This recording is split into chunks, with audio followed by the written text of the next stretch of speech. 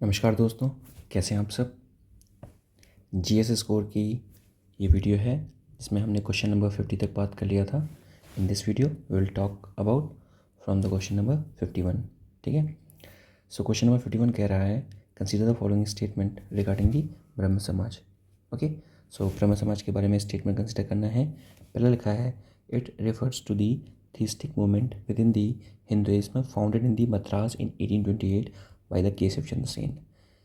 Actually ये statement पूरी तरह से करेक्ट नहीं है, क्योंकि जो ब्रह्म समाज है उसकी जो स्थापना हुई थी वो मद्रास में नहीं हुई थी, वो कलकत्ता में हुई थी, जिसको हम लोग आज के टाइम पे कोलकाता बोलते हैं। ठीक है, तो ये पता होना चाहिए। और 1828 में ही हुई थी, ये सही है, बाय दी राजा राम मोहन रॉय। ठीक है, तो जो पहला स्टेटमेंट हो जाएगा वो क्या हो जाएगा, incorrect. Next is it does not accept the authority of the Vedas. This statement is correct that जो ब्रह्म समाज है it don't accepted the authority of the Vedas. जो वेदास की अथॉरिटी थी उसको एक्सेप्ट नहीं किया था उन्होंने। ठीक है, तो ये चीज़ यहाँ से पता होनी चाहिए। ओके, और उस हिसाब से देखा जाए सो हमारा जो ऑप्शन नंबर बी करेक्ट हो जाएगा, क्योंकि सिर्फ दूसरा जो स्टेटमेंट है वो क्या है, करेक्ट है। ठीक है, और जो देवेंद्रनाथ टैगोर हैं means the father of the Rabindranath Tagore, वो की मेंबर थे किसके, ब्रह्म समाज के। ठीक है, तो ये चीज़ पता होना चाहिए। और आगे चल के जो ब्रह्म समाज था वो दो पार्ट में डिवाइड हो गया था, आदि ब्रह्म समाज और ब्रह्म समाज में। ठीक है, तो ये पता होना चाहिए। तो क्वेश्चन नंबर 51 का आंसर हो जाएगा बी। फिर हम बात करते हैं 52 के बारे में। With reference to the Indian Gas Exchange consider the following statement. So Indian Gas Exchange के बारे में कौन सा स्टेटमेंट सही है। ठीक है, पहला लिखा हुआ है that it can operate both the online and the offline on the basis of the users priority. देखा जाए ये जो स्टेटमेंट है ये गलत है, क्योंकि जो इंडियन गैस एक्सचेंज जो प्लेटफॉर्म है, ठीक है, ये एक ऑनलाइन प्लेटफॉर्म है। Okay, it is a type of online platform. Okay, okay, and the second statement is that LNG, that is the liquefied natural gas, is not allowed to be traded under the Indian gas exchange. So ये basically statement is also incorrect, because the LNG, that is the liquefied natural gas, इसको हम trade कर सकते हैं under the Indian Gas exchange. ठीक है, तो पहला और जो दूसरा स्टेटमेंट है वो क्या हो गया, इनकरेक्ट हो गया। The third statement is the Oil and the Natural Gas Corporation, that is the ONGC, can trade the domestically produced gas on this platform. This is quite correct option. So from here हमारा जो third option है it is the only correct. So from here जो सी हो जाएगा वो क्या हो जाएगा, करेक्ट आंसर हो जाएगा। Okay, and you should also know this thing कि जो LNG है, ठीक है, this is the liquefied natural gas, और इसी से बनती है CNG, इसको हम लोग कहते हैं compressed natural gas. What is the difference between the CNG and LNG। अगर आप सेम गैस जो कि CNG है, ठीक है, उसको आप कन्वर्ट कर रहे हो किस में, LNG में, तो 600 टाइम्स ज़्यादा गैस आ जाएगी किस में, LNG में। तो दैट्स वाई जब भी हम गैस का ट्रांसपोर्ट करते हैं, ठीक है, तो जब भी गैस का हम ट्रांसपोर्ट करते हैं तो हम ट्रांसपोर्ट करते हैं in the form of LNG, not in the form of CNG, क्योंकि CNG में कम चीज़ें आती हैं। ठीक है, और बाकी जब उसको यूज़ करना पड़ेगा, जब उसको यूज़ करना होता है तो हम LNG को यूज़ करने के लिए पहले हम CNG को CNG में कन्वर्ट कर लेते हैं। एक और चीज़ यहाँ से पता होनी चाहिए आपको, इंडिया में सबसे ज़्यादा जो बेसिकली सेक्टर है जहाँ पर CNG यूज़ होती है वो फर्टिलाइज़र सेक्टर है, ये पता होना चाहिए आपको। ठीक है, moving forward, the ministry of the railway recently announced the development of an indigenous hyperloop system. Regarding this system consider the following statement. यानी कि जो इंडियन रेलवे है वो एक हाइपर लूप सिस्टम को बेसिकली बनाने वाला है, तो इसके रिगार्डिंग कौन सा जो स्टेटमेंट है वो सही है। ठीक है, पहला लिखा हुआ है the hyper loop technology is used the magnetic levitation in the high pressure tubes to transport the people and the goods at the high speed. Actually this statement is partially correct, क्योंकि जो magnetic loop technology होती है उसमें high pressure का इस्तेमाल नहीं करते हैं, उसमें बेसिकली हम लोग लो प्रेशर का इस्तेमाल करते हैं। This you should know from there.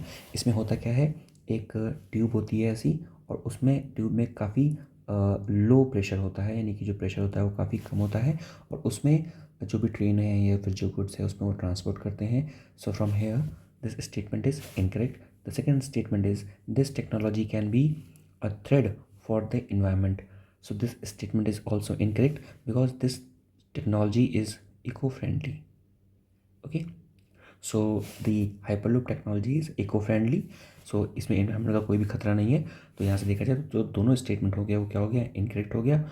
और जो ये इनिशिएटिव था, मतलब है द हाइपरलूप टेक्नोलॉजी का जो इनिशिएटिव है, ये इनिशिएटिव है मिनिस्ट्री ऑफ रेलवे. ठीक है, तो ये रेलवे का इनिशिएटिव है, एंड रेलवे ने कोलैबोरेट किया हुआ है आईआईटी मद्रास के साथ. ठीक है, तो ये चीज़ पता होनी चाहिए. रेलवे ने आईआईटी मद्रास के साथ कोलैबोरेट किया हुआ है, और बना क्या रही हैं, Indian hyperloop system. Indian hyperloop system को बनाया जा रहा है. ठीक है. Now moving forward, question number 54. Which of the following given country is not the member of the Shanghai corporation organization. तो संघाई कॉरपोरेशन ऑर्गेनाइजेशन का कौन इसमें से मेंबर नहीं है. ठीक है, तो अगर देखा जाए तो इसमें से so the option two that is the Azerbaijan जो है वो शंघाई कॉरपोरेशन ऑर्गेनाइजेशन का, that is the HCO, short form में इसको बोलते हैं HCO. तो HCO का मेंबर, शंघाई कॉरपोरेशन ऑर्गेनाइजेशन का मेंबर जो अज़रबैजान है वो नहीं है. तो ये चीज़ पता होनी चाहिए. कज़ाकिस्तान मेंबर है, तजिकिस्तान है, किर्गिस्तान है, उसके साथ साथ Russia is also the member. Okay, China, India, Pakistan. ठीक है, और बाकी किर्गिस्तान, तुर्कमेनिस्तान और उज्बेकिस्तान. ठीक, तो ये चीज़ पता होनी चाहिए कि ये जो सारे हैं ये मेंबर हैं किसके, HCO के. बस इतना याद रखना है कि जो अज़रबैजान है वो नहीं है. ठीक है, अज़रबैजान से ही मिलता एक और शहर है, दैट इज़ दी अर्मेनिया. ठीक है, अभी रिसेंट में अर्मेनिया और अज़रबैजान के बीच में फ़ाइट भी हो रही थी, जिसमें India was with the side of Armenia. This you should know from here. Next, moving forward, with reference to the labor code in India, consider the following statement. ठीक है, तो बेसिकली आपको पता है कि जो लेबर कोड क्या होता है. बेसिकली अगर इसकी बात की जाए तो जब कोई एम्प्लॉय कहीं पर काम करता है तो वहाँ पर कैसे क्या रूल्स होने चाहिए. ठीक है, तो ये सारी चीज़ें, कितने वर्किंग आवर्स होनी चाहिए, तो these things comes under the labour code. तो लेबर कोड के रिगार्डिंग पूछ रहा है कि कौन सा जो स्टेटमेंट है वो सही है. ठीक है, पहला स्टेटमेंट लिखा है that new labour code aims to mandate the minimum wage criteria only for the unorganise sector. ठीक है, तो देखा जाए जो पहला जो स्टेटमेंट है तो वो इनकरेक्ट है. क्यों? क्योंकि जो मिनिमम वेज क्राइटेरिया है it is not only for the unorganise sector, actually it is for the all the sector. ठीक है, it is for the all the sector, not for only for the unorganise sector. तो ये पता होना चाहिए. ठीक है, तो ये सब के लिए है, ये यहाँ सही चीज़ें पता होनी चाहिए. Next is they are the fully implemented on the pan India basis. ये बिल्कुल सही है क्योंकि ये सब के लिए है, that's why it is fully implemented on the pan India basis. The third is it state the new provision for the industrial workers to legalise strikes. ये भी सही है कि इसमें क्या बात किया गया है, जो इंडस्ट्रियल रिलेशन कोड 2020 का जो लॉ आया था. ठीक है, तो उसमें बात किया गया है कि जो एक लीगल प्रैक्टिस है अपनी बात रखने की वाया द स्ट्राइक्स, तो ये बेसिकली जो इंडस्ट्रियल वर्कर्स हैं वो कर सकते हैं. तो ये स्टेटमेंट क्या है, सही है. सो फ्रॉम हेयर स्टेटमेंट जो 2 और 3 जो से हो जाएंगे वो सही हो जाएंगे. So the B will be the correct option. Next question number 56. Consider the following statement regarding the open jail. तो ओपन जेल के रिगार्डिंग कौन सा स्टेटमेंट सही है. ठीक है, बात करते हैं. पहला लिखा हुआ है दैट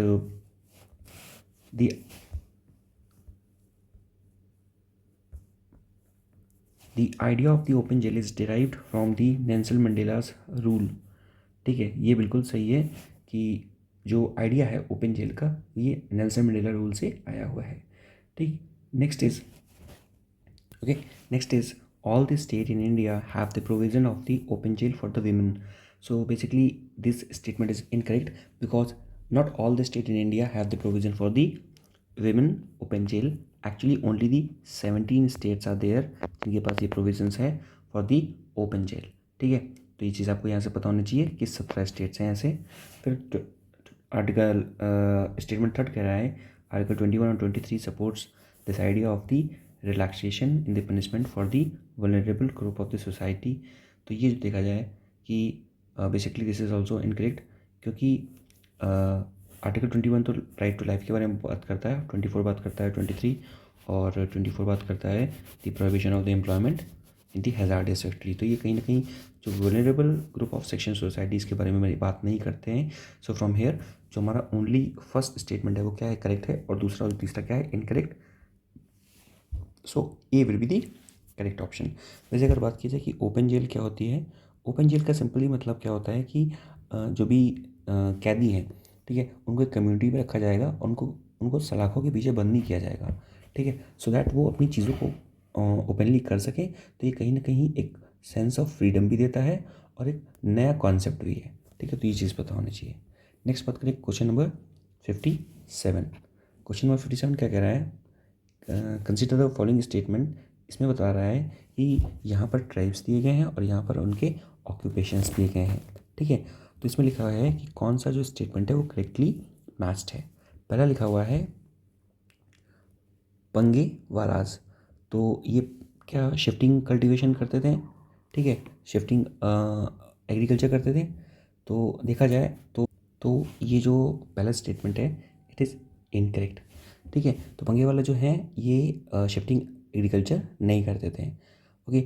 और ये जो ट्राइब है basically it is the tribe of the Himachal Pradesh, तो ये पता होना चाहिए। और ये बेसिकली जो ट्राइब है ये बेसिकली जो हिंदू रिलीजन है, ठीक है, उसको मानने वाली है और अभी इस टाइम पे काफ़ी वल्नरेबल सिचुएशन में है, ठीक है। तो ये जो पहला स्टेटमेंट हो गया इनकरेक्ट हो गया। नेक्स्ट इज़ दी हाथी ट्राइब, आपने इसके बारे में काफ़ी सुना होगा, selling the vegetables and the fruits in the local market, ये सही है। हाथी ट्राइब जो है वो वेजिटेबल्स और फ्रूट को सेल करती है लोकल मार्केट में। Then the third is the Dimasa, Dimasa is the hunter and gatherer, this is also incorrect. Actually Dimasa is the shifting agriculture, तो जो दिमासा ट्राइब है ये क्या करती है, ये शिफ्टिंग एग्रीकल्चर करती है। तो यहाँ से देखा जाए तो सिर्फ हमारा जो ऑप्शन बी है वो करेक्ट है, यानी कि जो सिर्फ सेकंड स्टेटमेंट है वो सही है, हाथी ट्राइब करेक्टली मैच्ड है, बाकी सारे कैसे हैं, इनकरेक्टली मैच्ड है। नेक्स्ट 58 बात की जाए, विच of the following statement is incorrect, कौन सा जो स्टेटमेंट है इनकरेक्ट है अबाउट दी कार्बन टैक्स, ठीक है। तो कार्बन टैक्स के बारे में बात करना है कि कौन सा स्टेटमेंट इनकरेक्ट है, ठीक। पहले लिखा हुआ है it is the price set by the government that emitters must pay for the each ton of the greenhouse gas emission by the emission they emit, ये सही है कि जो भी इमिशन इमिट करेगा, जो भी इमीटर है, ठीक है, तो उसके लिए उसको क्या करना पड़ेगा, उसके लिए उसको कुछ अमाउंट पे करना पड़ेगा। तो यही क्या है, कार्बन टैक्स, यानी कि आप जितना प्रोडक्शन ज़्यादा करेंगे तो उसके एवज में उसके रेशियो में आपको टैक्स पे करना पड़ेगा, ठीक है। This is called the carbon tax. So this statement is correct. Next is under the guidelines the consumer has to shift to the alternative source of the fuel for their consumption. देखिए ये ऐसा कुछ भी नहीं कहा गया है कि आपको अल्टरनेटिव फ्यूल की तरफ जाना है, तो ये स्टेटमेंट क्या हो गया, इनकरेक्ट, ठीक। बाकी और पढ़ते हैं, the carbon tax is paid on the products has on the product has the capacity for the greenhouse gas emission like the gasoline. तो ये भी सही है कि कार्बन टैक्स उन प्रोडक्ट में बेसिकली पे किया जाएगा जिनमें इमिशन होता है, बेसिकली मतलब जो क्राइटेरिया वही है कि अगर कोई भी प्रोडक्ट ऐसा कोई भी फॉसिल फ्यूल है अगर, ठीक है, जिससे क्या हो रहा है, जिससे इमिशन हो रहा है, ठीक है, तो अगर इमिशन हो रहा है तो वहाँ पर आपको कार्बन टैक्स पे करना पड़ेगा, ठीक है। None of the countries till now has fully implemented this carbon tax, this is also correct option. तो यहाँ से देखा जाए कि सिर्फ हमारा जो ऑप्शन नंबर बी है वो इनकरेक्ट है और यहाँ पर इनकरेक्ट पूछ रहा था, so the B will be the correct answer. Next is with reference to the small satellite launch vehicle consider the following statement, ठीक।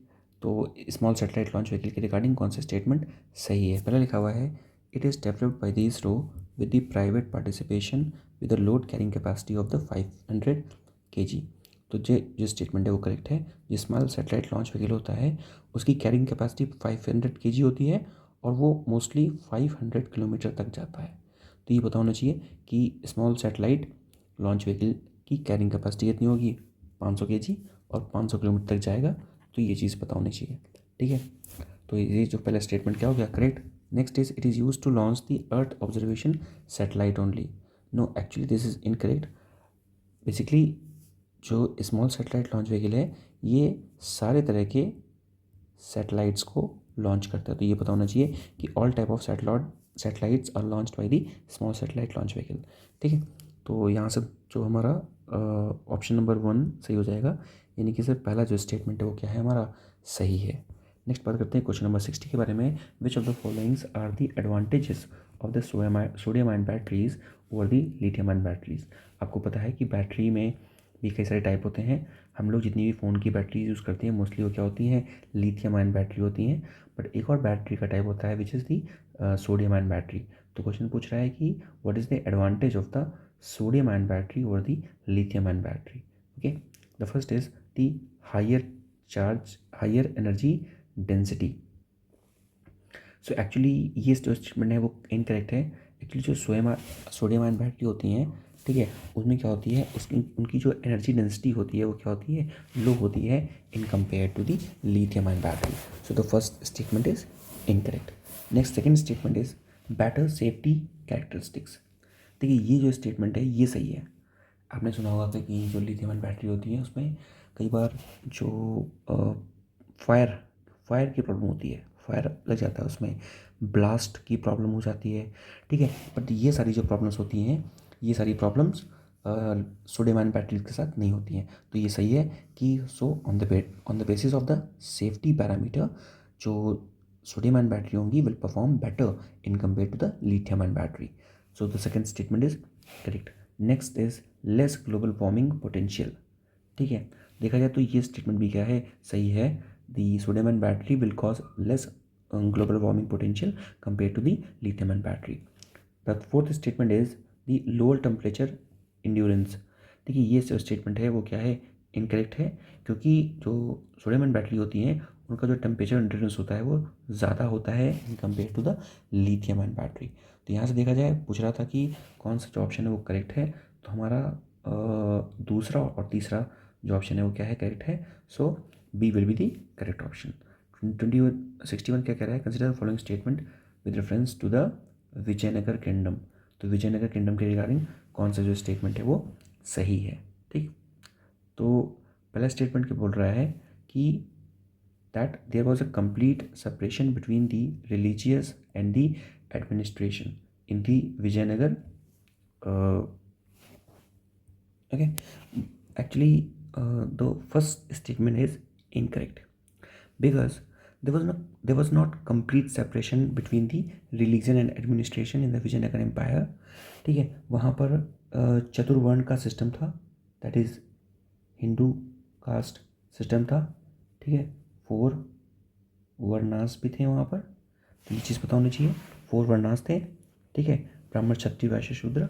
बट ये चीज़ पता होना चाहिए कि जो सारे जो किंग्स थे, ठीक है, जो भी किंग्स थे दे वर द टॉलरेंट, ठीक है, टॉलरेंट टूवर्ड्स रिलीजन। यानी कि विजयनगर एम्पायर में जितने भी किंग्स थे वो सारे रिलीजन के प्रति क्या थे, टॉलरेंट थे, ठीक है। तो ये चीज़ पता होनी चाहिए। तो यहाँ से जो फर्स्ट स्टेटमेंट हो जाएगा incorrect. Next is women occupies the higher positions and were trained in the wrestling. ये स्टेटमेंट सही है कि विजयनगर एम्पायर में वुमेन्स को हायर पोजीशंस मिली हुई थी। नेक्स्ट इज महानाय चक्रिया was the contact point between the village and the central administration. This is also the correct option. So इसमें पूछ रहा है which one is incorrect. So पहला statement correct है, so the A will be the right answer. Now what is the meaning of 62? Consider the following statement. पहले लिखा हुआ है the exodus of the foreign portfolio investment from the India. Okay, पहले हम देखेंगे कि ये क्वेश्चन क्या कह रहा है। क्वेश्चन में पूछा गया है कि which of the above will be the consequences of the rate hike by the US Federal Reserves on the Indian economy। तो बेसिकली अगर US Federal Reserve क्या कर रहा है, अगर US Federal Reserve अपने बैंक के रेट को हाइक कर रहा है तो उसकी वजह से इंडियन इकोनॉमी में क्या फ़र्क पड़ेगा, ठीक है। तो जो पहला लिखा हुआ है कि exodus of the foreign portfolio investment, बिल्कुल सही है कि जो भी फॉरेन पोर्टफोलियो इन्वेस्टमेंट होगा उसका वो इंडिया से बाहर चला जाएगा। क्यों चला जाएगा? जब यूएस फेडरल रिजर्व अपने रेट बढ़ाएगा तो सारे लोग क्या करेंगे, जिनका भी पैसा इंडिया में इन्वेस्टमेंट होकर रखा हुआ है तो वो अपना पैसा निकाल के यूएस में डाल देंगे ताकि वहाँ पर उनको इंटरेस्ट ज़्यादा मिले। तो ये जो स्टेटमेंट है पहला सही है कि जो भी पोर्टफोलियो इन्वेस्टमेंट है, ठीक है, पोर्टफोलियो इन्वेस्टमेंट जो है वो इंडिया से बाहर चले जाएंगे। Next is rupee gained against the dollar. Not this statement is incorrect, क्योंकि पैसा बाहर जा रहा है इंडिया के, ठीक है, तो रुपी की जो वैल्यू होगी वो और ज़्यादा गिरेगी। तो ये चीज़ पता होनी चाहिए कि रुपी की वैल्यू और ज़्यादा गिरेगी ना कि बढ़ेगी, ठीक है। तो ये स्टेटमेंट क्या हो गया, इनकरेक्ट हो गया। Third is the rise of the inflation in India. ये सही है कि इस टाइम में क्या होगा, इन्फ्लेशन का राइज होगा, यानी कि जो रुपए की वैल्यू गिरेगी तो इन्फ्लेशन का क्या होगा, राइज होगा। तो इससे स्टेटमेंट सही है। Next is increased cost of the overseas finances for the Indian companies, ठीक।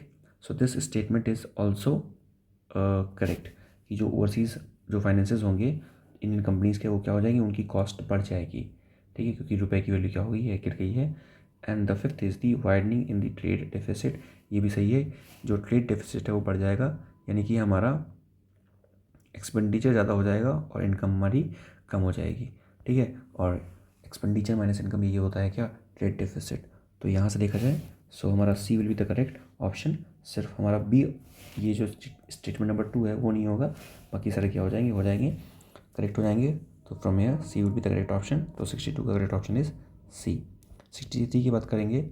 On the day of the summer solstice the sun. Summer solstice की कंडीशन में सन की स्थिति कैसी होती है, ठीक है। तो यहाँ पर देखा जाए अगर, तो 63 का जो करेक्ट ऑप्शन हो जाएगा वो क्या होगा, फर्स्ट वाला। क्या कह रहा है, the sun does not sets below the horizon at the Arctic Circle, ठीक है। अगर मैं आपको फोटो तो आप यहाँ से देख सकते हैं, ठीक है, ये क्या है, ये सन की पोजीशन है, ठीक है। अब देखिए यहाँ पर क्या है, यहाँ पर ये सन है, ठीक है। अब देखिए अर्थ क्या है, अर्थ बेसिकली सन के अराउंड मूव कर रहा है और डिफरेंट टाइम पे वो डिफरेंट पोजीशंस पे होता है, ठीक है। ये जो पोजीशन है इसकी, इसको बोलते हैं बेसिकली समर सोलिस्टाइज, ठीक। आपको पता है जो इंडिया है वो अर्थ के नॉर्दर्न हेमिस्फीयर में, जैसे ये अर्थ है तो इंडिया यहाँ पर है, ठीक है, अर्थ के नॉर्दर्न हेमिस्फीयर में, ठीक है। और ये इक्वेटर है और इंडिया से जाती है कैंसर और नीचे जाती है क्या, कैप्रिकॉर्न, ठीक। तो अर्थ के नॉर्दर्न हेमिस्फीयर में कौन है, इंडिया, ठीक। तो इंडिया में इसलिए जब जब अर्थ इस पोजीशन में है तो अर्थ का जो नॉर्दर्न हेमिस्फीयर है वो सन की रेज के टुवर्ड्स क्या रहता है, एक्सपोज्ड रहता है। सो बिकॉज ऑफ दैट जो पूरा नॉर्दर्न हेमिस्फीयर है वो क्या रहता है, हीटअप रहता है। इसीलिए 21 जून को हमें क्या होता है, 21 जून को हमें बेसिकली पूरी गर्मी रहती है हमारे यहाँ पे। इसका ऑपोजिट होता है क्या, विंटर सोलिस्टाइल, जो कि 22 दिसंबर को होता है, जिसमें सदर्न हेमिस्फीयर में क्या रहती है, लाइट रहती है, बहुत ज़्यादा गर्मी रहती है। और हमारे यहाँ क्या चल रहा होता है, हमारे यहाँ विंटर चल रहा होता है। बाकी 21 मार्च और 23 सितंबर को क्या रहता है, इक्विनॉक्स, यानी कि इक्वल चीज़ें रहती हैं। क्वेश्चन क्या कह रहा था, क्वेश्चन में बात कर रहा था कि समर सोलिस्टाइल्स में सन की पोजीशन क्या रहेगी। तो ऑप्शन में था कि समर सोलिस्टाइल्स में जो आर्कटिक सर्कल है, ठीक है, ये आर्कटिक सर्कल है या अंटार्कटिका है, तो आर्कटिक सर्कल क्या रहेगा, एक्सपोज्ड रहेगा towards the rays of the sun, ठीक है। क्वेश्चन को देखें उससे, ठीक है। तो वो क्या कह रहा था, समर सोलिस्टाइल्स में क्या होगा, जो does not set below the sun does not set below the horizon at the Arctic Circle, यानी कि जो सन है वो आर्कटिक सर्कल के होराइजन से हटेगा नहीं, ठीक है। तो 63 का करेक्ट ऑप्शन क्या हो जाएगा, ए। 64 बात करते हैं, consider the following statement with regard to the world gold Council. So World gold Council के रिगार्डिंग कौन सा स्टेटमेंट करेक्ट है, ठीक है। तो पहला लिखा हुआ है, it is in the intergovernmental organisations of the world leading gold producer, ठीक। सो बेसिकली अगर बात किया जाए इसका, तो it is not the intergovernmental organisation. ये क्या है, इंटर गवर्नमेंटल ऑर्गेनाइजेशन नहीं है, it is the not for profit organisation, not for profit organisation है, इंटर गवर्नमेंटल ऑर्गेनाइजेशन ये नहीं है, ठीक है। तो ये चीज़ पता होनी चाहिए, it is not the intergovernmental organisation, ठीक है ना। So the first statement is incorrect, और बाकी सब सही लिखा हुआ है कि that it is the leading producers organisation of the world. The second statement is that it aims to promote the demand for the gold through the marketing, research and the lobbying. ठीक है, तो ये जो statement जो है वो सही है कि जो वर्ल्ड गोल्ड काउंसिल है क्या करता है, जो भी डिमांड है, ठीक है, गोल्ड की, ठीक है, और थ्रू दी मार्केटिंग और रिसर्च को या लॉबिंग को, इन सारी चीज़ों को करता है, प्रमोट करता है, मैनेज करता है वर्ल्ड गोल्ड काउंसिल. तो this statement is correct. Third statement is, as per the World Gold Council report titled "The Gold Refining and the Recycling," India topped the global gold recycling chart 2021. ये जो statement है, अगर देखा जाए तो ये भी क्या है, इनकरेक्ट है, क्योंकि according to the world gold council, जो उनकी गोल्ड रिफाइनिंग और रिसाइकलिंग की जो रिपोर्ट आई थी, ठीक है, उसमें इंडिया ने टॉप नहीं किया है, उसमें चाइना ने टॉप किया एक्चुअली. ठीक है, this you should know from here. तो 2021 की रिपोर्ट में किसने टॉप किया है, चाइना ने टॉप किया है. ठीक है, तो ये चीज़ पता होना चाहिए कि जो ग्लोबल गोल्ड रिसाइकलिंग का जो चार्ट आता है, ठीक है, उस चार्ट को चाइना ने टॉप किया है, नॉट इन इंडिया. सो ये स्टेटमेंट भी इनकरेक्ट हो गया. सो सिर्फ दूसरा स्टेटमेंट करेक्ट है. So B will be the correct answer. ठीक, this you should know from here. ठीक, 65 की बात करें. Consider following statement. पहला स्टेटमेंट लिखा हुआ है that the kingdom of the Saudi Arabia has recently awarded the sites, that is the central institute of education Technology with King Hamad bin Isa Al Khalifa prize. ठीक है, तो ये statement को देखा जाए तो ये स्टेटमेंट इज़ इनकरेक्ट, बिकॉज ये जो अवार्ड है king Hamad bin Isa Al Khalifa prize, this is awarded by the UNESCO. ठीक है, this is awarded by the UNESCO. ठीक है ना, not by the central institute of education technology. तो ये चीज़ बतानी चाहिए. तो यहाँ से जो पहला स्टेटमेंट क्या हो गया, इनकरेक्ट हो गया. ठीक, दूसरा स्टेटमेंट लिखा हुआ है sites was selected for the use of the information and communication technology in the school education under the PM eVidya initiative. This statement is correct. जो साइट्स था, that is the central institute of education Technology, ठीक है, उसको select किया गया है for the use of the information and communication technology in the school education under the PM eVidya initiative. तो यहाँ से देखा जाए तो हमारा सिर्फ जो दूसरा स्टेटमेंट है वो सही है, और जो first statement is incorrect. So D will be the correct option. The statement 1 is not correct, but the statement 2 is correct. ठीक, तो 65 का D is the correct answer. फिर 66 की बात करते हैं.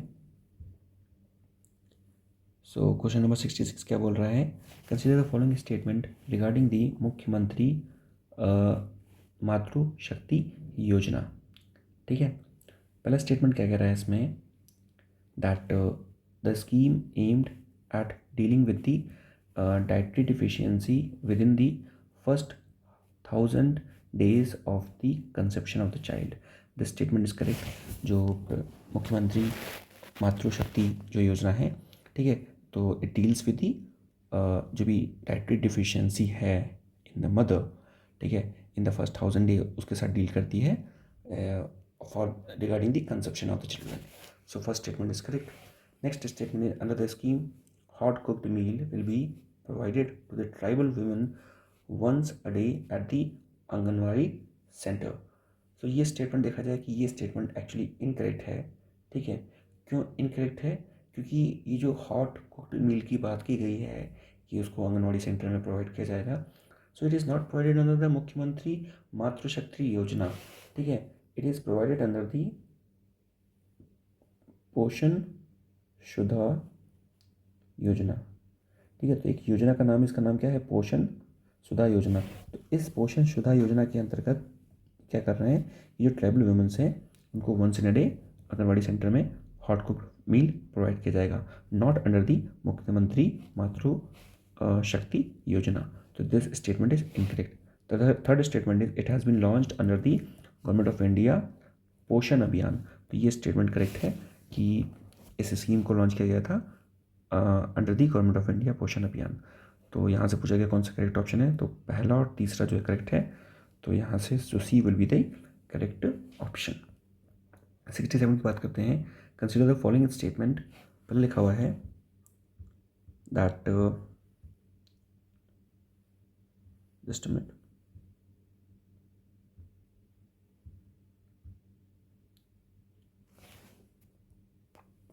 पहले लिखा हुआ है that the underground method of the coal mining is suitable for the extraction of the deeper coal seams, whereas the open cast method is suitable for the shallow coal seams। तो ये जो देखा जाए स्टेटमेंट क्या है, this statement is correct कि अगर आपको क्या करना है, अगर आपको कोल माइनिंग करना है, ठीक है, अंडरग्राउंड मेथड से, तो ये सुटेबल है एक्सट्रैक्शन ऑफ द डीपर कोल, यानी कि डीपर कोल अगर निकालना है तो उसके लिए आप अंडरग्राउंड कोल माइनिंग कर लो। लेकिन अगर आपको शैलो कोल को निकालना है सो ओपन कास्ट जो मेथड है, ठीक है, open cast method this is good for you. Next statement is since the nationalisation of the coal mines underground production of the coal has contracted while the open cast production has expanded। this statement is also correct कि जो भी nationalisation of the coal mines हुआ है उसके बाद जो भी underground जो भी प्रोडक्शन है, ठीक है, वो क्या हो गया, कम हो गया है, पर जो ओपन कास्ट जो प्रोडक्शन है वो क्या हो गया है, एक्सपैंड हो गया है। So this statement is also correct and the first is also correct. The third is a punch entry system is fully mechanized process that could create the horizontal pathway to access the underground coal in the open cast mine। तो ये भी क्या है, ये भी सही है कि अगर आपने अंडरग्राउंड माइन में ओपन अंडरग्राउंड माइन में ओपन माइनिंग करनी है, ठीक है, तो there is a system of the punch entry system, एक सिस्टम है पंच सिस्टम, इसके थ्रू आप क्या कर सकते हो, ये एक फुली मैकेनाइज्ड प्रोसेस है, ठीक है, जिसके थ्रू आप एक हॉरिजॉन्टल पाथवे क्रिएट कर सकते हो जो कि एक्सेस कर देगा underground to the open mining. तो देखा जाए सारे जो स्टेटमेंट है वो क्या है, करेक्ट है, तो उस हिसाब से हमारा डी जो हो जाएगा वो क्या हो जाएगा, करेक्ट आंसर हो जाएगा। Now talking about the question number 68 with reference to the India theories is related to. तो ये किस चीज़ से रिलेटेड है, तो ये बताना है आपको। तो actually it is the red sand dunes in the Tamil Nadu, तो ये पता होना चाहिए। थेरीज क्या है, Teris is the red sand dunes in the Tamil Nadu, ठीक है, तो ये पता होना चाहिए। रेड सैंड ड्यून्स थे and they are very low water and the nutrient recipient capacity, इनकी जो बहुत ही कम वाटर और न्यूट्रिएंट रेसिपिएंट कैपेसिटी होती है, तो ये चीज़ पता होना चाहिए। तो 68 का करेक्ट ऑप्शन क्या हो गया, डी। 69 के बारे में बात करेंगे। Consider the following statement regarding the methane emission. तो मेथेन इमिशन के रिगार्डिंग कौन सा स्टेटमेंट क्या है, ठीक है, कौन सा स्टेटमेंट सही है गलत पूछ रहा है, कौन सा स्टेटमेंट करेक्ट है रिगार्डिंग दी मेथेन इमिशन, ठीक। नाउ सो 69 की बात करें तो यहाँ पे लिखा हुआ है, पहले लिखा हुआ है while the methane has much shorter atmospheric life span it is much more potent green house gas than the carbon dioxide. ये स्टेटमेंट सही है कि CO2 के कंपेयर में, CO2 के कंपेयर में जो मीथेन का जो लाइफ स्पैन होता है, ठीक है, जो लाइफ स्पैन होता है वो क्या होता है, कम होता है, यानी कि CO2 एटमॉस्फेयर में ज़्यादा टाइम तक रहेगी और मीथेन जो है एटमॉस्फेयर में कम टाइम तक रहेगी। तो इसे भी लिखा हुआ है कि एटमॉस्फेरिक जो लाइफ है, ठीक है, methane has much shorter atmospheric life compared to the carbon dioxide। This is correct option। Second is the landfill and the wastewater treatments are important source of the methane emission। देखा जाए ये statement भी क्या है, correct है कि जो भी लैंडफिल्स हैं, वेस्ट और वेस्ट वाटर जो ट्रीटमेंट है, these are the important source of the methane emission। Third is increased methane emission are responsible for the rise of the tropospheric ozone layer. This statement is also correct कि methane emission से क्या हो रहा है कि जो भी tropospheric ozone layer है वो क्या है, बढ़ रही है। And the tropospheric ozone layer is also called the bad ozone. Okay, एक होती गुड ओजोन, एक होती bad ozone. The ozone found in the stratosphere is the good ozone, but the ozone found in the troposphere is the bad ozone. तो ये पता होगा आपको। So from here all the statements are correct, so D will be the correct option। Now moving forward on the question number 70 with reference to the air independent propulsion। सो एक technology के बारे में बात करेंगे हम लोग. It is the air independent propulsion technology. Okay, now इसके बारे में बात करेंगे. पहले लिखा हुआ है that it is the technology for the non nuclear submarine only. ठीक है, तो ये स्टेटमेंट जो है वो करेक्ट है. जो एयर इंडिपेंडेंट प्रोपल्शन टेक्नोलॉजी है it is for the non nuclear submarine only. ठीक है, तो ये चीज़ पता होनी चाहिए आपको. Next is it enhances the submerged endurance of the boat several folds. So this statement is also correct कि जो एयर इंडिपेंडेंट प्रोपल्शन टेक्नोलॉजी है इसके सहायता से क्या होगा कि जो सबमरीन्स हैं the submarines could last longer in the inside the oceans. So this statement is correct. The third statement is the installing of the air independent propulsion decreases the length and the weight of the boat. This statement is incorrect क्योंकि अगर आप air independent propulsion system को install करते हो so it will increase the size of the boat, it will increase the weight of the boat too. So from here the third statement is incorrect. First and second statement are correct. So from now the A will be the correct option. Now moving forward, question number 71, with reference which of the following statement regarding the Rabindranath Tagore is incorrect. So you know that UPSC में भी there are a lot more questions regarding the personality. ठीक है, तो यहाँ पे लिखा हुआ है कि कौन सा जो स्टेटमेंट है करेक्ट है रिगार्डिंग दी रविन्द्रनाथ टैगोर. पहले लिखा है ही was the first non-Europeans and the first lyricist to win the Nobel Prize. So देखा जाए कि ये स्टेटमेंट जो है वो इनकरेक्ट है क्योंकि he was the first non European and the first lyricist. ये सही है to win the Nobel prize but he didn't win the Nobel prize for the peace. He didn't win the Nobel prize for the literature. ठीक है, so उनकी एक book थी Gitanjali and for Gitanjali he got the Nobel prize in 1913. ठीक है, तो ये चीज़ पता होना चाहिए आपको. Okay, and the second statement is that he wrote the Amar Sonar Bangla during the non corporation movement. This statement is also incorrect because he wrote the Amar Sonar Bangla which is the national anthem of the Bangladesh but he didn't wrote the Amar Sonar Bangla during the non corporation movement. इन्होंने लिखा था during the Bengal partition. So the Bengal partition हुआ था 1905 during the governor general of that Lord Curzon. ठीक है, तो उस time पे इन्होंने अमर सोनार बांग्ला को गाना गाया था which later become the national anthem of the Bangladesh. ठीक है, सो यहाँ देखा जाए तो दूसरा statement is also incorrect. Third statement is he founded the Vishwa Bharati University at the Shantiniketan. So this statement is correct कि उन्होंने क्या किया था Vishwa Bharati University at the Shantiniketan में इसकी स्थापना की थी. Now the fourth statement is apart from the India the Bangladesh he also penned and composed the national anthem of the Sri Lanka. ठीक है, सो देखा जाए कि this statement is incorrect because the national anthem of the Sri Lanka, that is the Sri Lanka Matha, was composed by the आनंद समरकून. ठीक है, तो आनंद समरकून ने जो श्रीलंका का नेशनल एंथम है उसका नाम है श्रीलंका माथा उसको कंपोज किया था and he was inspired from the Rabindranath Tagore only. तो रविन्द्रनाथ टैगोर ने नहीं किया था, यू कैन से कि उनको एक स्टूडेंट उनके डिसाइपल ने किया था by he got influenced by him. यहाँ से देखा जाए तो हमारा जो C is the correct answer क्योंकि सिर्फ यही एक ऐसा स्टेटमेंट है which is the correct statement. Moving forward, question number 72, according to the NFHS 5 that is the national family health survey 5 consider the following statement. ठीक है, तो नेशनल फैमिली हेल्थ के रिगार्डिंग कौन सा जो स्टेटमेंट है वो करेक्ट है. पहला लिखा हुआ है that the sex ratio has been declined in all the state as compared to the NFHS 4.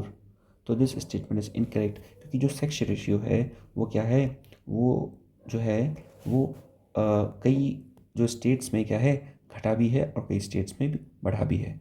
Statement क्या कह रहा है कि declined in all the states, so it has not decline in all the state, ठीक है, but it has decline in the basically 7 states. तो 7 ऐसे states हैं जहाँ पर क्या हुआ है, डिक्लाइन किया है, जैसे गोवा हो गया, ठीक है, केरल हो गया, ठीक है, नहीं नॉट केरल, गोवा हो गया, ठीक है। तो इस तरह के कई सारे स्टेट्स हैं वहाँ पर डिक्लाइन किया है। What is basically sex ratio होता क्या है, 1000 लड़कियों में 1000 लड़कों में कितने नंबर ऑफ लड़कियां हैं टोटल, तो वो उसके बाद उसे बोलते हैं सेक्स रेशियो। जैसे गोवा में कितनी है 966, पर केरला में कितनी है, केरला में अगर बात किया जाए इट इज़ 1047। तो केरल में जो सेक्स रेशियो वो क्या है, बढ़ गया है, ठीक है। तो जो पहला स्टेटमेंट हो जाएगा वो क्या हो जाएगा, incorrect.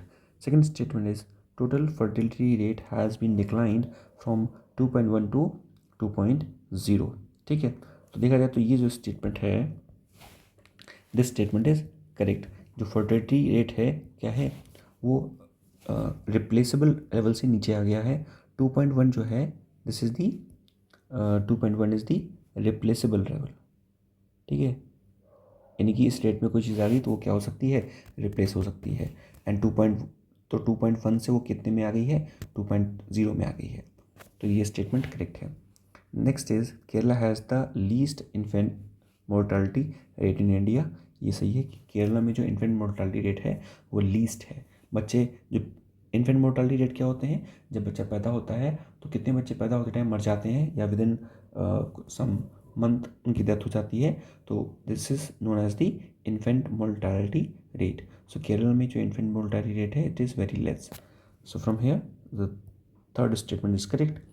So our B will be the correct option because question statement 2 and 3 both are correct. Now moving forward, arrange the following event in the chronological order. Okay, so यहाँ पर कई सारी ऑर्गेनाइजेशंस के नाम दिए गए हैं, हमें उनको क्रोनोलॉजिकल ऑर्डर में अरेंज करना है। The first is the formation of the national socialist council of the Nagaland, ठीक है। सो इसकी बात किया जाए तो जो national socialist council of Nagaland NSCN के निर्माण जो हुआ था वो था 1980 में बाय दी इसाक मोवैया, ठीक है। तो ये आपको नाम पता होना चाहिए कि इसाक मोवैया ने क्या किया था, इसका निर्माण किया था, ठीक है। So this is in the year of the 1988. Then the formation of the Nagaland. The formation of Nagaland happened in the 1963. Next is the Shillong Accord. तो शिलोंग जो अकॉर्ड हुआ था वो 1975 में हुआ था। And then the ceasefire agreement between the central government of the India and the National Socialist Council of the Nagaland. तो Isaac Mowaiya, ठीक है। तो ये जो हुआ था तो this was in the year of the 1997। So from hair अगर इसको अरेंज करेंगे सारे ईयर्स को, सो द ठीक है, so the correct option will be A, ठीक, 2, 3, 1 and 4. Now moving forward, 74. Which among the following can be described as the highly marginalized rotating neutron star that emits the beam of the electromagnetic radiation out of its magnetic pole, ठीक है। तो इसकी अगर बात किया जाए which one is the correct option, so the pulsar is the right answer, C will be the correct option. So pulsar is क्या है, basically it is the highly magnetized rotating neutron star that emits the beam of the electromagnetic radiation. So 74 C is the correct option. Next is match the following column. So in column को match करना है, ठीक है। जो 1857 का जो revolt हुआ था, सो हमें देखना है कि जो रिवॉल्ट में जो लोग थे और कहाँ कहाँ से थे उसको मैच करना है, ठीक है। तो पहला लिखा हुआ है दी जनरल बख्त खान, ठीक है। तो बेसिकली जो जनरल बख्त खान है, ठीक है, तो वो कहाँ पर से थे, ठीक है। तो इसकी बात किया जाए तो जनरल जो बख्त खान है वो बेसिकली दिल्ली से थे, तो ये चीज़ पता होनी चाहिए। फिर बात करते हैं खान बहादुर, तो खान बहादुर कहाँ के थे, खान बहादुर बी से बरेली, तो खान बहादुर कहाँ के थे, बरेली के थे। फिर बात करते हैं शाहमल, शाहमल थे बागपत के, और कुंवर सिंह थे कहाँ के, बिहार के। तो ये इसका क्या हो जाएगा, ये इसका करेक्ट ऑप्शन हो जाएगा। तो सो यहाँ से हो जाएगा आपका 75 का A will be the correct option. Now moving forward, question number 76, consider the following statement regarding the rocket propulsion grenade. ठीक है, rocket propulsion grenade. So rocket propulsion grenade के बारे में कौन सा स्टेटमेंट सही है? ओके, पहला लिखा हुआ है that it is the portable shoulder fired weapon which can be used against the armed vehicle or the against the building. The statement is correct. Rocket propulsion grenade क्या है? एक ऐसा वेपन है जिसको आप कंधे में रख के चला सकते हो। ठीक है, so this statement is correct. Second statement is it was first use in the world war first. This statement is also correct. Next is the rocket propulsion grenade was the first designed by the United States. ठीक है, so this statement is incorrect. ठीक है, because the rocket propulsion grenade is not first designed by the USA. ठीक है, basically it is designed by the Soviet Union. ठीक है, तो ये जो है ग्रेनेड है, क्या इसका जो ओरिजिन है वो कहाँ से है? सोवियत ओरिजिन है। तो ये पता होना चाहिए, यूनाइटेड स्टेट्स ने इसका डेवलपमेंट नहीं किया, डिज़ाइन नहीं किया। So from here third will be the incorrect statement. First और सेकंड जो क्या है वो करेक्ट है, so B will be the correct option. Now 77 with reference to the state of inequality in India report consider the following statement. तो state of inequality India की जो report है तो उसके हिसाब से कौन सा जो स्टेटमेंट है, क्या इन स्टेटमेंट्स को देखना है। बोल रहा है कि कौन सा स्टेटमेंट क्या है, इनकरेक्ट है। ठीक है, कौन सा स्टेटमेंट क्या है, इनकरेक्ट है। पहले लिखा है कि जो स्टेट ऑफ इनइक्वालिटी जो रिपोर्ट है it is released by the NITI Aayog. Okay, so this statement is incorrect because the state of the inequality in India report is not released by the NITI Aayog. ठीक है, it is released by the economic advisory council. ठीक है, तो ये चीज़ पता होनी चाहिए। सो this is incorrect. Now the second statement is it uses the wealth concentration as the measures of the inequality to reveal the change in the purchasing capacity of the household. Now this statement is also incorrect क्योंकि इसमें apart from the wealth concentration there are many more parameter. ठीक है, just like the measurement of inequality, ठीक है, and income distribution, तो ये सारे जो पैरामीटर्स हैं वो भी इसमें आएंगे apart from the wealth concentration. This statement is also incorrect.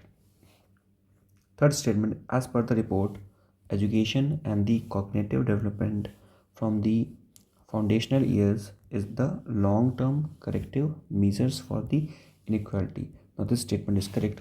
ठीक, सो फ्रॉम हेयर पूछा गया था कौन सा जो स्टेटमेंट है वो इनकरेक्ट है। So the first and second will be incorrect. Okay, so B will be the correct option. Moving forward, question number 78. Now, which of the following is or are the features of associated with the Melatur Bhagavata Mela? So Melatur Bhagavata Mela के बारे में कौन सा जो statement है वो क्या है, करेक्ट है। ओके, ना सो पहला स्टेटमेंट लिखा हुआ है that it is the classical Indian dance. तो मिलातूर जो भगवता मेला है it is the classical Indian dance that is performed in the state of the Tamil Nadu, particularly in the Thanjavur area. So this statement is correct कि जो classical ये क्या है, जो मिलातूर भगवता जो मेला है वो एक क्लासिकल इंडियन डांस है। ठीक है ना, which is performed in the state of Tamil Nadu is the correct option. Next is it is the choreographed as the annual Vaishnavism tradition. This is also the correct option कि ये क्या है, ये Vaishnavism tradition को शो करता है and only male artist portrays the female roles. तो this is also the correct option कि जो सिर्फ मेल आर्टिस्ट हैं वो क्या करते हैं, वो पोर्ट्रे करते हैं फीमेल्स के रोल को। So from here all the statements are correct regarding the Melattur Bhagavata Mela. Moving forward, question number 79। ठीक, क्वेश्चन नंबर 79 में क्या कह रहा है, with reference to the surrogacy and the assisted reproductive laws in India consider the following statement. तो आपको पता होगा द कॉन्सेप्ट ऑफ सरोगेसी, ठीक है। सरोगेसी को हिंदी में बोलते हैं किराए की कोख, ठीक है। इसमें होता क्या है, सिंपल सी बात है कि अगर if there is a male and there is a female, so this is the female and this is the male and the both are husband and wife. Suppose जो फीमेल है वो कंसीव नहीं कर पा रही है, तो उस कंडीशन में हम ये काम कर सकते हैं कि जो फीमेल के जो एग्स हैं उसको बाहर निकाल लें, ठीक है, और लैब में मेल के स्पर्म से उस एग को मिला दें और फर्टिलाइजेशन करा के दोबारा जो जो बन गया है, ठीक है, फॉर्मेशन हुआ है, उसको हम उस फीमेल की फैलोपियन ट्यूब में इंजेक्ट करते हैं। बट कभी कभी क्या होता है कि फीमेल की फैलोपियन ट्यूब में भी प्रॉब्लम्स होती हैं या और भी सारी प्रॉब्लम्स है, वो बेबी को बोर्ड नहीं कर सकती। सो इन दैट केस हम क्या करते हैं, जो मेल का जो स्पर्म है, इस मेल के स्पर्म को किसी और फीमेल के एग्स के साथ फर्टिलाइज कराते हैं और उसके बाद उसको इंजेक्ट कर देते हैं उस दूसरी फीमेल में, ठीक है। तो ये जो कॉन्सेप्ट है the production of the child, this is known as the surrogacy. तो यही क्वेश्चन पूछा गया है कि with reference to the surrogacy and assisted reproduction law in India consider the following statement. पहले लिखा हुआ है that surrogacy is permitted only for the altruist purposes and not for the commercial purpose. This statement is correct. जो surrogacy है India में, it is still not valid for the commercial purpose, that no one can perform the surrogacy for the commercial purpose. तो ये क्या है, ये statement correct है. Next statement is that the a donor will not have any parental rights over the child born through the assisted reproductive technology. This statement is also correct कि जो भी surrogate mother होगी, वो surrogate mother का कोई भी right नहीं होगा on the child. This statement is also correct. Next is assisted reproductive technology will apply to the women above the legal age of the marriage and below the 50 years. So this statement is also correct. Next is a surrogate mother has to be a close relative of the couple and must be above the 35 year of the age. This statement is incorrect because जो a surrogate mother will be the close relative of the couple, ये सही है, but she must not be above the age of 35. Apart from that, she should be the age criteria between the age criteria of the 25 to 35. So basically जो भी surrogate mother होगी तो उसका जो age criteria होगा वो क्या होगा, she should be between the age of the 25 to 35। तो ये पता होना चाहिए, ठीक है। और जो सरोगेट मदर होना चाहिए वो बेसिकली क्लोज रिलेटिव होना चाहिए और एक मैरिड वुमन होना चाहिए, ठीक है, और उसका खुद का एक बच्चा भी होना चाहिए। तो ये कई सारी कंडीशंस हैं regarding the surrogacy in India. So from here जो स्टेटमेंट फर्स्ट, सेकेंड और थर्ड है is the correct and the fourth is incorrect. So from here C is the correct option. Moving forward, question number 88. 80. National Technology Day is celebrated every year to commemorate. तो देखिए national technology day जो है वो हम क्यों मनाते हैं, ठीक है, तो इसके रिगार्डिंग क्वेश्चन ये बात कर रहा है। So basically national technology day ये हम मनाते हैं for the successful nuclear test, जो हमने पोखरान 2 में न्यूक्लियर टेस्ट किया था, तो इसलिए हम लोग नेशनल टेक्नोलॉजी डे मनाते हैं 11 मई को। तो 11 मई को हम लोग नेशनल टेक्नोलॉजी डे मनाते हैं क्योंकि हमने पोखरान में क्या किया था, सक्सेसफुल न्यूक्लियर टेस्ट किया था in the year of the 1998। So in the year of 1998 11 मई हमने जो पोखरान में क्या किया था, न्यूक्लियर टेस्ट किया था। तो ये चीज़ पता होना चाहिए। और जो हमने फर्स्ट न्यूक्लियर टेस्ट किया था वो हमने किया था इंदिरा गांधी के टाइम पे इन द ईयर ऑफ 1974। तो ये पता होना चाहिए। और दूसरा टेस्ट कब किया, 11 मई 1998 पोखरान वाला। और इस टाइम पे जो प्राइम मिनिस्टर थे वो कौन थे, इस टाइम पे प्राइम मिनिस्टर थे अटल बिहारी वाजपेयी, ठीक है। और इसका जो कोड नेम था वो था smiling Buddha, smiling Buddha. So smiling Buddha was the code name of it. So from here जो स्टेटमेंट जो भी हो जाएगा वो क्या हो जाएगा, करेक्ट हो जाएगा। 81 के बारे में बात करें, 81 कह रहा है ये हाइड्रो इलेक्ट्रिक प्रोजेक्ट है और ये रिवर है। तो इसमें बताना है कि कौन सा जो स्टेटमेंट है वो क्या है, सही है। पहला लिखा हुआ है the Etalin, it is in the Dibang river. So this statement क्या है, दिस स्टेटमेंट इज करेक्ट, ठीक है। ये क्या है, इटालियन जो डैम है वो दिबांग रिवर में है। The second is the Mekedatu dam. तो Mekedatu dam basically it is not in the on the Periyar river, it is on the Kaveri river. So ये पता होना चाहिए, जो मेकाडेटू डैम है, Mekedatu dam, so Mekedatu Dam is on the Kaveri river, not on the Periyar river. Third is the अथुनीली dam, ठीक है। तो जो अथुनीली ये जो प्रोजेक्ट है, ठीक है, it is not on the river, ये पता होना चाहिए, ठीक है। तो ये हाइड्रो इलेक्ट्रिक पावर प्रोजेक्ट जो है, it is on the Tangon river, ठीक है। तंगौर रिवर कहाँ पे है, it is in the Dibang valley of the Arunachal Pradesh. So from here only the first pair is correct and rest two are incorrect, so A will be the correct option.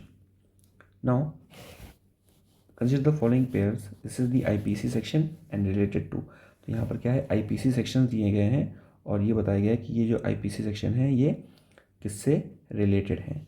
पहला है IPC section of 153A, promoting the enmity between the different groups. तो ये जो basically है, ये क्या है, this section is correct.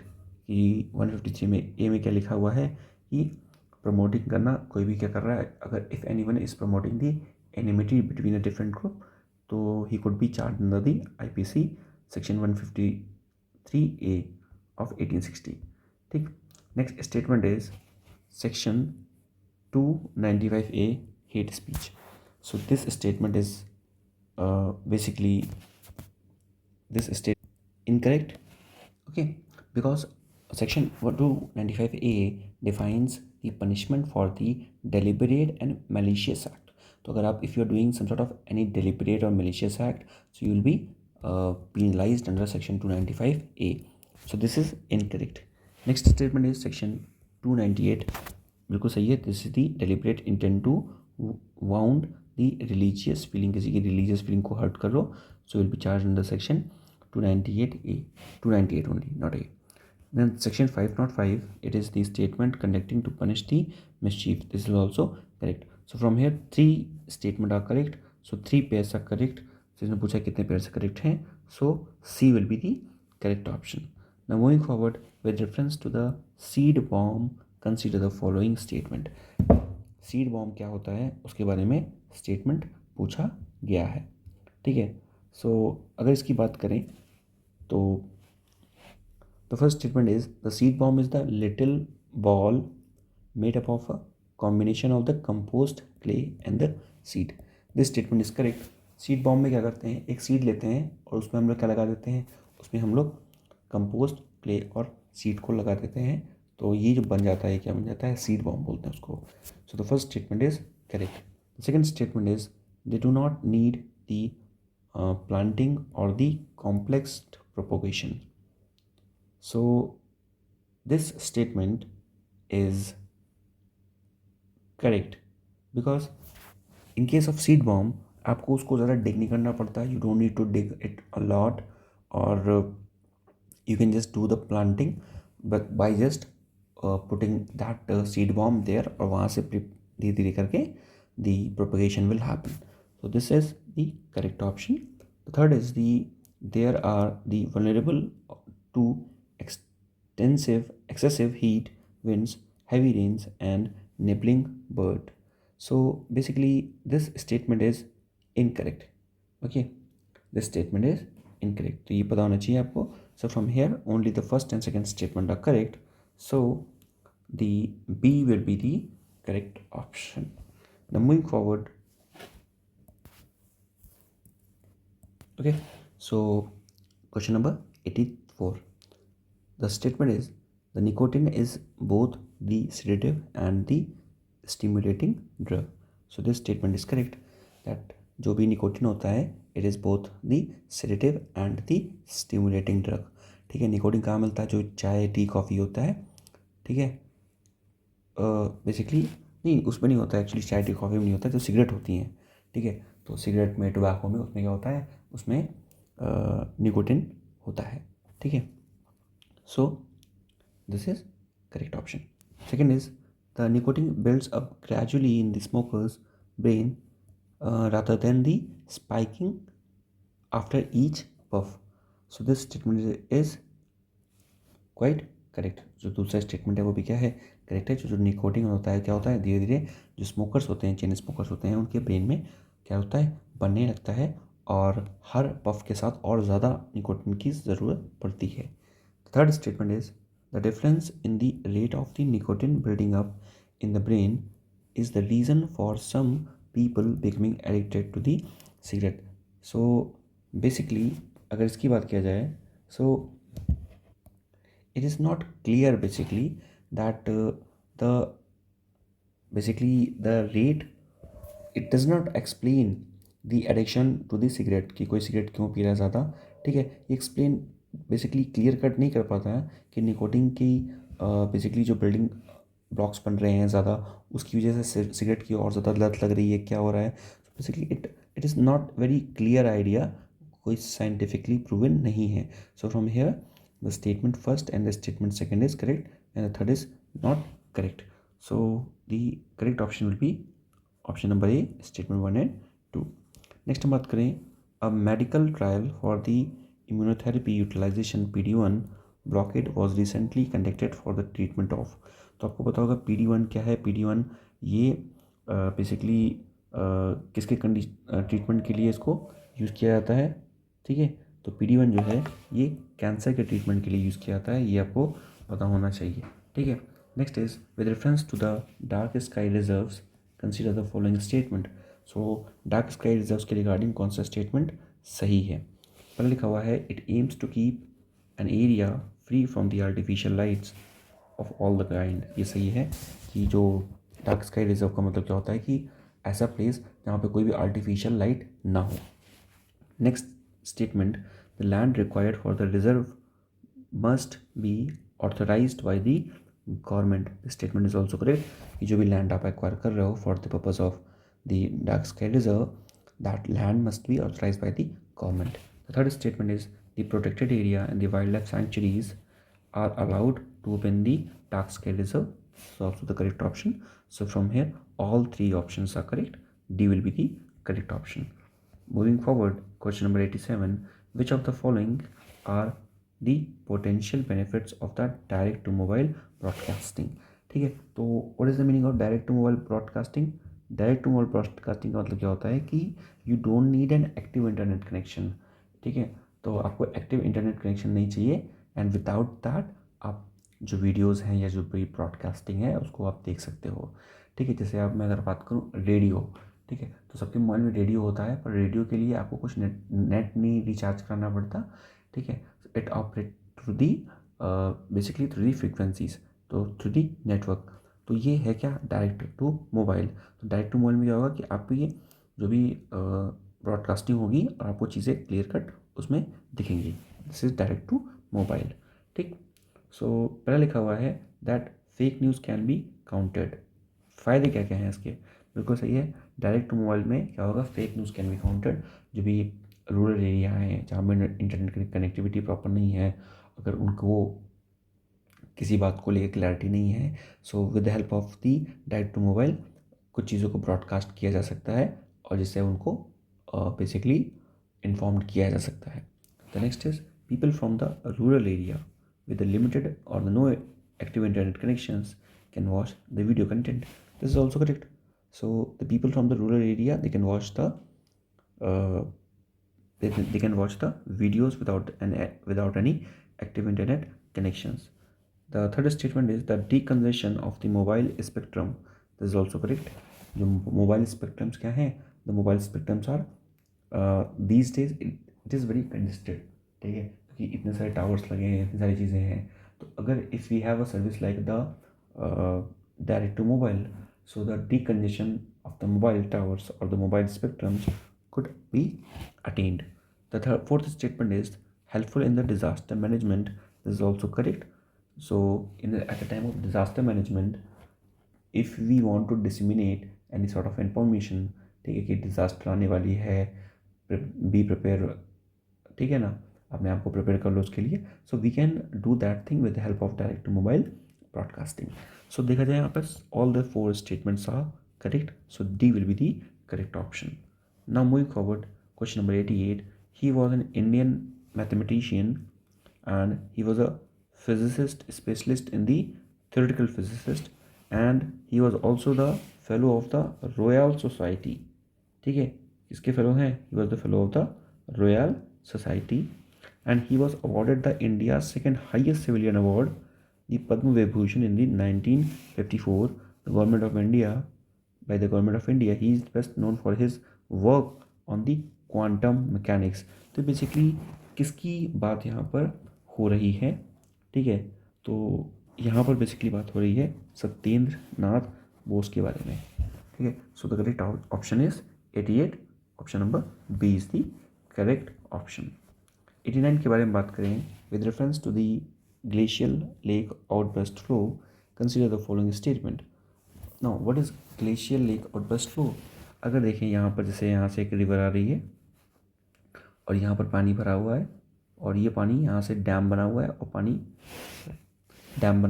कहाँ है? पानी नीचे जा रहा है. ठीक है, सो बेसिकली उस कंडीशन में क्या है? उस कंडीशन में क्योंकि यहाँ पर डैम है तो यहाँ पर पानी का जो, अगर यहाँ पानी फिल है, ठीक है, तो यहाँ पर बहुत ज़्यादा प्रेशर होगा, प्रेशर विल बी हाई. तो इस कंडीशन में क्या हो सकता है? इस कंडीशन में फ्लड आ सकता है अगर ये जो है पुल, ये जो डैम बना है, अगर ये डैम क्या हो गया? ब्रेक हो गया. तो इस वजह से इसी को कहते हैं क्या? Glacier lake outburst flow. उस कंडीशन में फ्लो जो होगा वो बहुत ज़्यादा होगा. ठीक है, तो इसके रिगार्डिंग कौन सा स्टेटमेंट सही है? पर लिखा हुआ है that a golf, that is the glacier lake outburst flow, refers to the flooding that occurs when the water dammed by a moraine is released suddenly. ठीक है, यानी कि अगर वाटर को बेसिकली कहीं पे स्टोर किया हुआ है और सडनली रिलीज कर जाए, ठीक है, तो इसको हम लोग क्या बोलते हैं? इसको बोलते हैं glacier lake outburst flow. So this statement is correct. The next statement is that global warming will reduce the number of the glacier lake outburst flow event because of the retreating glaciers. तो देखा जाए तो this statement is not totally correct. So the correct option is option number A. Next, moving forward, with reference to the anti-defection law, consider the following statement. So anti-defection law के regarding कौन सा जो statement है क्या correct है? ठीक है, so the first statement is that the provision of the disqualification for the voting contrary to the direction issued by the party is limited to the confidence motion and the money bill. So देखा जाए तो ये जो statement है क्या है? Incorrect है, क्योंकि जो भी एंटी डिफेक्शन लॉ है, ठीक है, it applies to all the votes in the house. ठीक है, whether it is the Rajya Sabha even और दी लेजिस्लेटिव काउंसिल, ये सब में अप्लाई होगा. ठीक है, इट इज़ नॉट लाइक कि basically only for the confidence of the motion or the money bill. No, it will apply for all the bills. तो statement जो फर्स्ट हो जाएगा वो क्या हो जाएगा? The first is the incorrect. The second statement is the speaker's decision is the subject to the judicial review. This is quite correct option. जो speaker है जो भी डिसीजन देगा, it is subjected to the judicial review always. Third statement is a speaker can proceeds with the disqualification proceedings even after the no confidence motion against him is pending. So देखा जाए कि this statement is incorrect, क्योंकि if the no confidence motion against the speaker itself is pending, so he cannot make the proceedings. ये चीज़ पता होना चाहिए कि वो अगर उसके खिलाफ खुद ही no confidence motion है तो वो disqualification की proceedings को आगे forward नहीं कर सकता. ओके, और Okay. So from here, the statement first and third is incorrect, and only statement 2 is correct. The 9th number question is asking which of the following statement is correct. So the B will be the correct option. The next question is which of the following statements there are potential uses of the fullerene polymer. Okay, potential uses of the fullerene polymer seen in news recently. ठीक. So the first statement is that in food, the cosmetics and the pharmaceutical industry. So इसका जो polymer का use है food, cosmetic और pharmaceutical industries में किया जाता है. तो देखा जाए ये स्टेटमेंट जो है वो करेक्ट है. जो फुलन पॉलीमर है इसका यूज़ हम लोग फूड में, कॉस्मेटिक इंडस्ट्री और फार्मास्यूटिकल इंडस्ट्री में भी करते हैं. Next is it is for the drug and the gene delivery. So these statements is also correct. Next is it is the biomaterial and to the disinfect the wound. This statement is also correct. कि with the help of the fullerene polymer, it is used as the biomaterial to disinfect the wound. So from here, all the statements are correct. So the D will be the correct option. Now, 92, with reference to the Virabhadra temple, consider the following statement. So Virabhadra temple के regarding कौन सा statement क्या है correct है. पहले लिखा है that it was build by the Vijayanagar kingdom, Vijayanagar king the Krishnadeva Raya. तो this statement is incorrect because the Virabhadra temple is not build by the Vijayanagar king Krishnadev Rai, but it was rebuilt by the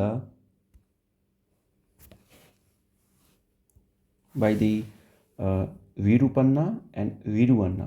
so Virupanna and Viranna तो ये दोनों भाई हैं और इनके द्वारा ये बनाया गया था under the rule of the Vijayanagara king Achyuta. ठीक है. सो विजयनगर का एक किंग था, उसका नाम था क्या अच्युता. तो उसके अंतर्गत दो लोग थे, कौन सा वीरू अन्ना एंड वीरू पन्ना. ठीक है. तो उन दोनों ने मिलकर क्या बनाया था विजयनगर जो वीरभद्रा टेम्पल है उसका निर्माण किया था. Next is so the statement first is incorrect. The second statement is the temple has the mural paintings and depicting the scenes from the epics of the Mahabharata and the Ramayana. This statement is correct. ठीक है. Murals paintings क्या होती हैं? The paintings on the wall. ठीक है. Is called the mural paintings. So from here the second option is the correct option. From here B is the correct option. Now consider the following statement regarding the forest right act 2006. So 2006 में क्या आया था? 2006 में forest right act आया था. तो उसके regarding कौन सा स्टेटमेंट क्या है सही है? पहले लिखा हुआ है the panchayat determines the nature and the extent of the individual and the community forest right act as per the act. So basically ये देखा जाए तो स्टेटमेंट क्या है इनकरेक्ट है, क्योंकि जो भी राइट्स हैं कम्युनिटी फॉरेस्ट रिजर्व के या फिर जो नेचुरल एक्सटेंट है इंडिया का इंडिविजुअल का, तो वो it not comes under the panchayat, gram panchayat. ठीक है. It comes under the gram sabha. ठीक है. तो ये पता होना चाहिए कि it not comes under the gram panchayat, it comes under the gram sabha. Next बात करें that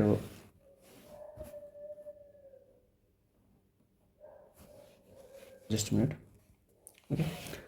second statement is the act provides for the right to the intellectual property और the traditional knowledge related to the biodiversity. This statement is correct.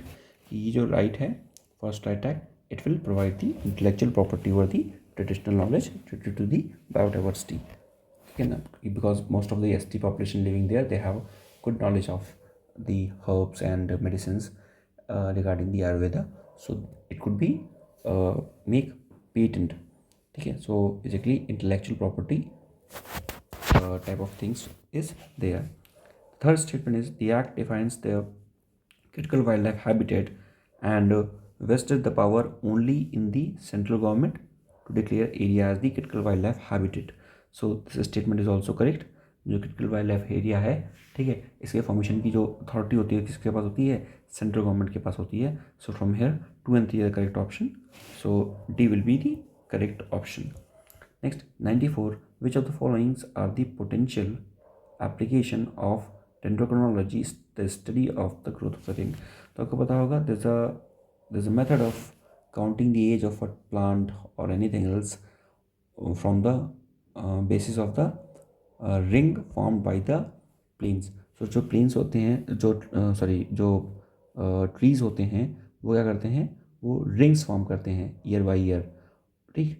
और उसी rings को हम लोग count करके ये पता लगा सकते हैं कि उस ट्री की एज कितनी है, या और भी जो फॉसिल एविडेंस है उसका यूज़ करके हम लोग काफ़ी सारी चीज़ों के बारे में बता सकते हैं, ठीक है। पहले लिखा हुआ है कि what is the basically use of it, potential क्या है, रेडियो कार्बन डेटिंग कैलिब्रेशन, ठीक है। So this statement is correct. Next is palaeo environmental reconstruction, this is also correct. Dating of the panel painting, this is correct. And estimating the age of the building with the wooden structure and the component, this is also correct. कि इन सारी चीज़ों को हम लोग help लेते हैं कहाँ पर, डेंड्रोक्रोनोलॉजी में। सो from here D is the correct option. Now moving forward, question number 94, which of the following statement regarding the convention on the conservation of the migratory species, that is the CMS, is or are correct? Okay, तो यहाँ से देखा जाए, सो the first statement is the it is the only UN based environmental organization that established the exclusive for the conservation and the management of the terrestrial, aquatic, avian, migratory species throughout their range। तो ये पता होना चाहिए कि ये किसके लिए है, ये जो प्रोविज़न है, ठीक है। So it is related to the conservation and the management of the terrestrial aquatic animals, ठीक है। तो ये चीज़ पता होनी चाहिए, और माइग्रेटरी स्पीशीज़। तो फर्स्ट स्टेटमेंट जो है वो क्या हो जाएगा, फर्स्ट स्टेटमेंट जो हो जाएगा वो करेक्ट हो जाएगा। Next is through the conference of the parties, that is COP, to CMS that's to the held every 2 year। तो बेसिकली ये हर 2 साल में नहीं होता, ये हर 3 साल में होता, तो ये पता होना चाहिए। Next is insects are not covered under the convention, this is incorrect because the insects are also covered under the this convention, ठीक है। So from here the 2 and 3 is correct, 2 and 3 is incorrect, ठीक है। So first is only correct. Question पूछ रहा था इसमें कौन सा करेक्ट है, so first is only correct. 94 में which of the following diseases are transmitted by the polluted water. तो कौन कौन सी जो डिजीज़ हैं जो वो पॉल्यूटेड वाटर से क्या होंगी, वो फैलेंगी, ठीक है। तो यहाँ पर देखा जाए दैट पोलियो मिथाइलिटिस, ये सही है कि that it spread from the water also. Next is diphtheria, ठीक है। सो बेसिकली डिप्थीरिया जो होता है ये बेसिकली इन्फेक्शियस डिजीज़ है, ठीक है, एंड स्ट्रेट ऑफ बैक्टीरिया से फैलता है। तो ये चीज़ बेसिकली पानी से नहीं फैलती, ठीक है। तो ये जो हो जाएगा ये इसमें नहीं होगा। Okay, now moving forward, typhoid, typhoid भी पानी की कहीं ना कहीं पॉल्यूटेड वाटर के रख रखाव में प्रॉब्लम से होता है। And the fourth one is the infectious hepatitis, this is also happened from the water। So from here 96, the A will be the correct option, means 1, 3 and 4 is the correct option। Now moving forward, question number 97, consider the following statement regarding the virtual servers। तो आपको पता है जो data save करने के लिए हम server बनाते हैं, सर्वर भी कई तरह के हो सकते हैं। तो यहाँ बात कर रहा है किसके बारे में, यहाँ बात कर रहा है regarding the virtual servers. Okay, now पहले लिखा हुआ है विजुअलाइजिंग द सर्वर्स हेल्प री allocate the resources for changing their workload, this is the correct option। The second is the virtualization also reduce the cost as maintaining the virtual server infrastructure is low compared to the physical servers infrastructure। ये सही है कि physical server को maintain करने में हमें ज़्यादा man power, ज़्यादा रिसोर्सेज, ज़्यादा मनी खर्चा होगी in compare to the basically the virtual server. So this is quite correct option। The third option is the virtual server offers the higher security than the physical server।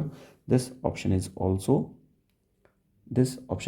correct। जो virtual server है तो उसमें क्या होगा, so there will be higher security compared to the physical server। The fourth is the virtual servers are useful in testing and debugging the application in the different operating systems and the version, this is also correct। So from here all the statements are correct, so A will be the sorry, so the D will be the correct option. Moving forward, question number 98. Consider the following statement. The governor is not constitutionally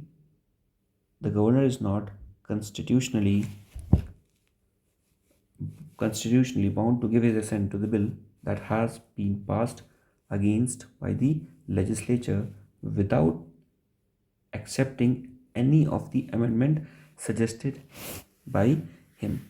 तो देखा जाए कि 98 में जो first statement है, ठीक है, it is incorrect.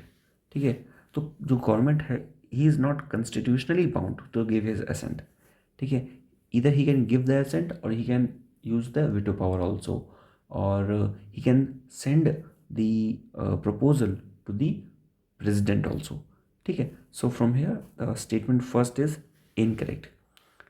Now the second statement is that Article 200 does not lays down any frame from the governor to give his assent to the bill. ठीक है, so this statement is correct. He is not bound to give his assent to the bill. Next, third statement is the state legislature cannot override the veto power of the president. Okay, so now this statement is also correct. So from here that 2 and 3 is correct, so C is the correct option.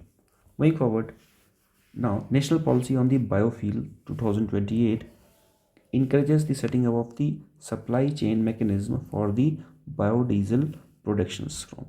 तो यहाँ बात कर रहा है इसकी the national policy on the biofuel. Okay, तो the first statement is question समझ गया ना. National policy on the biofuel encourages setting up of the supply chain mechanism for the biodiesel production from.